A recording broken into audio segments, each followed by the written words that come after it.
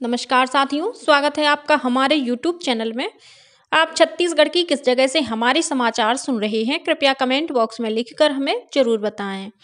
रायपुर से प्रस्तुत हैं छत्तीसगढ़ के प्रादेशिक समाचारों के साथ में रजनी शुक्ला। पहले मुख्य समाचार। छत्तीसगढ़ विधानसभा का बजट सत्र 5 फरवरी से शुरू होगा। 1 मार्च तक चलने वाले इस सत्र में कुल 20 बैठकें होंगी। राज्य सरकार ने 19 जिलों के कलेक्टरों सहित 88 IAS अधिकारियों के प्रभार में फेरबदल किया। नए जनसंपर्क आयुक्त मयंक श्रीवास्तव सहित अनेक अधिकारियों ने अपना पदभार भी ग्रहण कर लिया है। प्रदेश में कोरोना के बढ़ते मामलों को देखते हुए छत्तीसगढ़ उच्च न्यायालय ने अपने परिसर सहित सभी निचली अदालतों में मास्क और सैनिटाइजर का उपयोग अनिवार्य किया और अगले 24 घंटों के दौरान सरगुजा संभाग और आसपास के क्षेत्रों में हल्की वर्षा होने या गरज चमक के साथ बौछारें पड़ने की संभावना। अब समाचार विस्तार से। छत्तीसगढ़ विधानसभा का बजट सत्र आगामी 5 फरवरी से शुरू होगा। यह सत्र 1 मार्च तक चलेगा और इस दौरान कुल 20 बैठकें होंगी। विधानसभा के सचिव दिनेश शर्मा ने बताया कि सत्र की शुरुआत राज्यपाल के अभिभाषण से होगी। इस सत्र के दौरान अन्य वित्तीय कार्यों के अलावा अगले वित्त वर्ष का बजट भी पेश किया जाएगा। गौरतलब है कि मुख्यमंत्री विष्णुदेव साय की सरकार का यह पहला बजट सत्र होगा। राज्य सरकार ने एक बड़ा प्रशासनिक फेरबदल करते हुए 88 IAS अधिकारियों का तबादला कर दिया है। इनमें रायपुर सहित 19 जिलों के कलेक्टर और कुछ कमिश्नर भी शामिल हैं। इनमें से अधिकांश अधिकारियों ने कल अपना नया पदभार ग्रहण कर लिया है। वरिष्ठ IPS अधिकारी मयंक श्रीवास्तव ने भी कल जनसंपर्क विभाग के आयुक्त सह संचालक का पदभार ग्रहण कर लिया। वहीं रायपुर के कलेक्टर गौरव सिंह ने भी कल अपना कार्यभार ग्रहण किया। इस प्रशासनिक फेरबदल में रायपुर, दुर्ग, राजनांदगांव, धमतरी, दंतेवाड़ा, कोंडागांव, बालोद, गरियाबंद, कांकेर और कोरबा जिलों के कलेक्टरों का तबादला किया गया है। इसके अलावा मनेन्द्रगढ़, चिरमिरी, भरतपुर, सारंगढ़, बिलाईगढ़, नारायणपुर, बीजापुर, सरगुजा, सूरजपुर, बेमेतरा, खैरागढ़, छुईखदान, गंडई और जांजगीर चांपा जिले के कलेक्टर भी बदले गए हैं। इस फेरबदल के तहत गोविंद राम चुरेंद्र दोबारा सरगुजा संभाग के आयुक्त बनाए गए हैं। इसी तरह शिखा राजपूत को बिलासपुर का और सत्यनारायण राठौर को दुर्ग का संभाग आयुक्त बनाया गया है।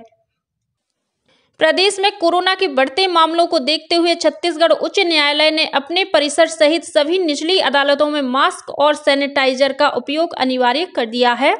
उच्च न्यायालय के रजिस्ट्रार जनरल द्वारा जारी आदेश में कहा गया है कि हाई कोर्ट और सभी अधीनस्थ अदालतों के अधिकारी, कर्मचारी, वकीलों और पक्षकारों को न्यायालय परिसर में मास्क के बिना प्रवेश नहीं दिया जाएगा। साथ ही उन्हें कोरोना से बचाव के लिए परस्पर दूरी का पालन करने को भी कहा गया है। इस आदेश को तत्काल प्रभाव से लागू कर दिया गया है। प्रवर्तन निदेशालय ED ने महादेव ऐप मामले को लेकर रायपुर की विशेष अदालत में नया आरोप पत्र दाखिल किया है। ED की ओर से बताया गया है कि इस आरोप पत्र में महादेव ऐप के 2 प्रमुख प्रवर्तकों रवि उप्पल और सौरभ चंद्राकर के प्रत्यार्पण को लेकर भी एजेंसी ने अपना पक्ष रखा है। गौरतलब है कि इन दोनों आरोपियों को हाल ही में दुबई में गिरफ्तार किया गया था। प्रदेश के धर्मस्व और धार्मिक न्यास मंत्री बृजमोहन अग्रवाल ने कहा है कि इस बार राजिम कुंभ मेले का आयोजन भव्य तरीके से किया जाएगा। इसके तहत मंदिर के चारों ओर परिक्रमा पथ का निर्माण किया जाएगा। अपने विभाग की समीक्षा बैठक में उन्होंने कहा कि पुरातात्विक स्थल सिरपुर को विश्व विरासत की सूची में शामिल कराने के लिए विशेष रूप से प्रयास किए जाएंगे। वहीं मैनपाट, चैतुरगढ़ जैसी पर्वतीय क्षेत्रों में शिमला और मनाली की तर्ज पर माल रोड बनाया जाएगा। उन्होंने स्कूल शिक्षा विभाग की समीक्षा बैठक में कहा कि आगामी सत्र से 9वीं कक्षा के सभी बच्चों को निःशुल्क साइकिल दी जाएगी। वहीं 12वीं तक पढ़ने वाले विद्यार्थियों को निःशुल्क पाठ्य पुस्तक दी जाएंगे। उन्होंने कहा कि मुख्यमंत्री ज्ञान प्रोत्साहन योजना के तहत अनुसूचित जाति जनजाति के मेधावी विद्यार्थियों को मेरिट में स्थान प्राप्त करने में अब 15,000 के बदले 25,000 रुपए की प्रोत्साहन राशि दी जाएगी। वहीं 12वीं में पढ़ने वाले विद्यार्थियों को विभिन्न प्रतियोगी परीक्षाओं की तैयारी के लिए निःशुल्क कोचिंग भी उपलब्ध कराई जाएगी। श्री अग्रवाल ने स्कूल शिक्षा विभाग में खाली पदों पर पारदर्शी तरीके से भर्ती किए जाने के निर्देश दिए। इसके लिए मेरिट के आधार पर शिक्षकों का चयन उनके जिले के आसपास ही किया जाएगा। वहीं शिक्षा विभाग में पिछली भर्ती में बचे हुए चयनित अभ्यर्थियों की काउंसलिंग प्रक्रिया को भी जल्द शुरू करने के निर्देश दिए। बैठक में श्री अग्रवाल ने राज्य के 100 कॉलेजों में अंग्रेजी माध्यम की शाखा भी खोलने के लिए कार्य योजना बनाने को कहा। प्रदेश के उप मुख्यमंत्री अरुण साव ने कहा है कि निर्माण कार्यों में श्रेष्ठ गुणवत्ता बनाए रखना पहली प्राथमिकता होनी चाहिए। साथ ही खाली पदों पर भर्ती के लिए जल्द से जल्द आवश्यक कदम उठाए जाएं। अपने प्रभार वाले लोक निर्माण, लोक स्वास्थ्य यांत्रिकी और नगरीय प्रशासन तथा विकास विभाग की बैठक में श्री साव ने कहा कि सभी विभागों के स्वीकृत कार्यों को अनिवार्य रूप से निर्धारित समय सीमा के भीतर पूरा किया जाए। इसमें देर होने पर संबंधित अधिकारी की जवाबदेही तय की जाएगी। उप मुख्यमंत्री ने लोक निर्माण विभाग के अधिकारियों से कहा कि सड़कों की मरम्मत का काम 1 से 2 महीनों के भीतर पूरा किया जाए। उप मुख्यमंत्री और गृह मंत्री विजय शर्मा ने कहा कि पुलिस विभाग में भर्ती की प्रक्रिया निर्धारित समय सीमा के भीतर पूरी की जाए। नवा रायपुर स्थित पुलिस मुख्यालय में अपने विभाग की समीक्षा बैठक में उन्होंने कहा कि प्रदेश में साइबर अपराधों को रोकने के लिए पुलिस की कार्यप्रणाली में आधुनिक तकनीक का इस्तेमाल आवश्यक हो गया है। गृह मंत्री ने कहा कि पुलिस के कार्य से जनता में विश्वास और अपराधियों में भय होना चाहिए, तभी कानून व्यवस्था सुचारू रूप से कायम रह सकती है। केंद्रीय खेल मंत्री अनुराग ठाकुर ने छत्तीसगढ़ में 7 नए खेलो इंडिया सेंटर्स की स्वीकृति दी है। खेल मंत्री टंकराम वर्मा ने इस पर प्रसन्नता व्यक्त करते हुए केंद्रीय खेल मंत्री को धन्यवाद ज्ञापित किया है। इस क्रम में जिला कोंडागांव में तीरंदाजी, सारंगढ़ बिलाईगढ़ में फुटबॉल, गौरेला पेंड्रा मरवाही में कबड्डी, शक्ति में फुटबॉल, कबीरधाम में कबड्डी, कोरिया में बैडमिंटन और मनेन्द्रगढ़ भरतपुर चिरमिरी जिले में कबड्डी खेल की खेलो इंडिया सेंटर्स की स्वीकृति भारत सरकार से प्राप्त हुई है। इस प्रकार अब राज्य के 31 जिलों में खिलाड़ियों के प्रशिक्षण की व्यवस्था सुनिश्चित की जा चुकी है। राज्य के खिलाड़ियों के लिए प्रशिक्षण की अधिक सुविधा मिलेगी। राज्य के खिलाड़ियों के लिए यह कदम मील का पत्थर साबित होगा। केंद्र सरकार की विभिन्न विकास और कल्याणकारी योजनाओं का लाभ आम लोगों तक पहुंचाने के लिए प्रदेश में विकसित भारत संकल्प यात्रा निकाली जा रही है। इसके तहत ग्रामीण क्षेत्रों में विभिन्न योजनाओं के हितग्राहियों को जोड़ने का काम भी किया जा रहा है। इसी कड़ी में बस्तर जिले के कवाड़ गांव, छिंदवाड़ा, तीरथगढ़, बालीकोंटा, तितिर गांव सहित 12 गांवों में कल संकल्प यात्रा शिविरों का आयोजन किया गया। इस दौरान जो हितग्राही केंद्र की विभिन्न योजनाओं का लाभ होने से वंचित रह गए हैं, उनका पंजीयन भी किया गया। कार्यक्रम में राजस्व, खाद्य, कृषि, स्वास्थ्य, महिला और बाल विकास विभाग सहित अन्य सरकारी एजेंसियों के स्टॉल लगाकर पात्र हितग्राहियों को योजनाओं का लाभ दिया गया। इस मौके पर स्कूली बच्चों ने सांस्कृतिक कार्यक्रम प्रस्तुत किए। वहीं नारायणपुर जिले के छिनारी, तोयनार, चमेली और गौरदंड पंचायतों में कल शिविर लगाया गया।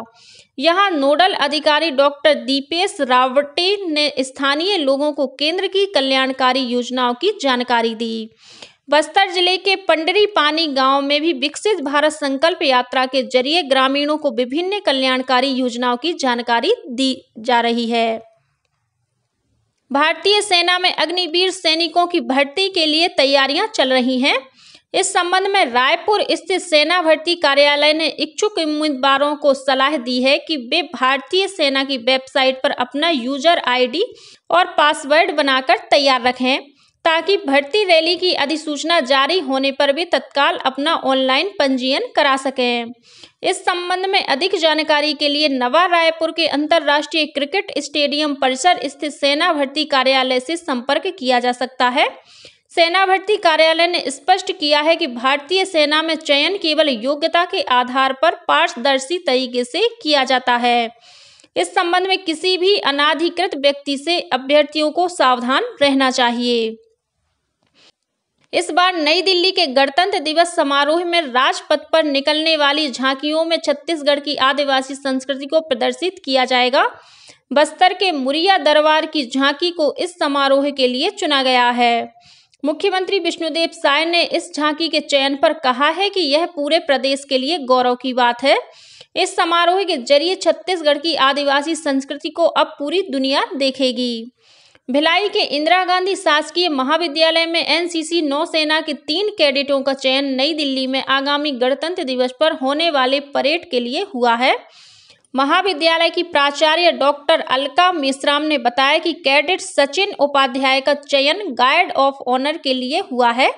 वहीं अविनाश तिवारी और धनराज नायडू को प्रधानमंत्री की रैली के लिए चुना गया है। ये तीनों कैडेट्स दिल्ली में होने वाली गणतंत्र दिवस परेड में छत्तीसगढ़ की ओर से शामिल होंगे। आदिम जाति तथा अनुसूचित जाति विद्यार्थी उत्कर्ष योजना के अंतर्गत कक्षा 6वीं में प्रवेश के लिए 10 मार्च को दोपहर 12 बजे से लिखित परीक्षा आयोजित किया जाना प्रस्तावित है। उक्त परीक्षा में कक्षा 4 में 80% से अधिक अंक अर्जित करने वाले ग्रामीण क्षेत्र के अनुसूचित जाति अनुसूचित जनजाति वर्ग के विद्यार्थी सम्मिलित हो सकते हैं।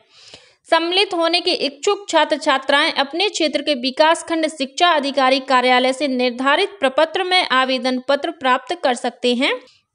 प्रवेश परीक्षा में शामिल होने वाले इच्छुक विद्यार्थी स्थायी जाति एवं निवास प्रमाण पत्र, पिछली कक्षा 4 के अंक सूची की सत्यापित छाया प्रति एवं पासपोर्ट साइज फोटो, आय करदाता नहीं होने का प्रमाण पत्र एवं चयन होने पर राज्य की किसी भी उत्कृष्ट एवं प्रतिष्ठित शाला में प्रवेश दिलाने हेतु पालक की सहमति पत्र के साथ 25 जनवरी तक अध्ययनरत शाला में आवेदन पत्र जमा कर सकते हैं। महिला और बाल विकास मंत्री लक्ष्मी रजवाड़े ने कल राजधानी स्थित शासकीय बालिका गृह, नारी निकेतन और सखी सेंटर का आकस्मिक निरीक्षण किया। इस दौरान उन्होंने अधिकारियों से कहा कि बालिका गृह और नारी निकेतन सहित सभी आश्रय स्थलों में बालिकाओं और महिलाओं को सुरक्षा का एहसास होना चाहिए। इसके लिए उचित वातावरण और आवश्यक व्यवस्था सुनिश्चित की जाए। श्रीमती रजवाड़े ने बालिका गृह की बच्चियों से बात कर उनकी दिनचर्या, पढ़ाई और अन्य विषयों पर चर्चा भी की। उन्होंने नारी निकेतन और सखी सेंटर में रहने वाली महिलाओं को हर संभव मदद का भरोसा दिलाया। और अब पेश है मौसम का हाल। अगले 24 घंटों के दौरान सरगुजा संभाग और आसपास के क्षेत्रों में हल्की वर्षा होने या गरज चमक के साथ बौछारें पड़ने की संभावना है। मौसम विभाग के अनुसार इस समय बंगाल की खाड़ी से हरियाणा तक एक चक्रीय चक्रवाती घेरा बना हुआ है।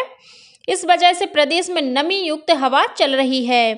इसके प्रभाव से अगले 1-2 दिनों तक प्रदेश के आसमान में हल्के बादल छाए रहेंगे। सरगुजा संभाग में छिटपुट वर्षा होने के साथ ही अन्य जगहों में भी बदली का असर बना रहेगा। इस वजह से न्यूनतम तापमान में भी 2 डिग्री सेल्सियस तक बढ़ोतरी होने के आसार हैं। और अब कुछ अन्य खबरें संक्षेप में। शैक्षणिक सत्र 2023-24 में समस्त शासकीय तथा अशासकीय महाविद्यालयों, मेडिकल कॉलेज, ITI एवं पॉलिटेक्निक में अध्ययनरत अनुसूचित जाति, अनुसूचित जनजाति एवं अन्य पिछड़ा वर्ग के विद्यार्थी जो विभाग द्वारा संचालित पोस्ट मैट्रिक छात्रवृत्ति की पात्रता रखते हैं, वे 15 जनवरी तक ऑनलाइन पंजीयन करा सकते हैं। भाजपा के प्रदेश प्रभारी ओम माथुर कल रायपुर पहुंचे। विमानतल पर उप मुख्यमंत्री अरुण साव और विजय शर्मा सहित पार्टी के अनेक कार्यकर्ताओं ने उनका स्वागत किया। कोंडागांव जिले के कुधूर CAF कैंप में पदस्थ जवान वीरेंद्र ने खुद को गोली मार ली। उसे घायल अवस्था में जिला अस्पताल में भर्ती कराया गया है। और भिलाई के मैत्री बाग में सफेद बाघ के 2 नए शावकों का बीते 8 सितंबर को जन्म हुआ था। अब इन शावकों को आज से मैत्री बाग आने वाले आगंतुक भी देख सकेंगे। इसी के साथ छत्तीसगढ़ के समाचारों का ये बुलेटिन समाप्त हुआ। नमस्कार।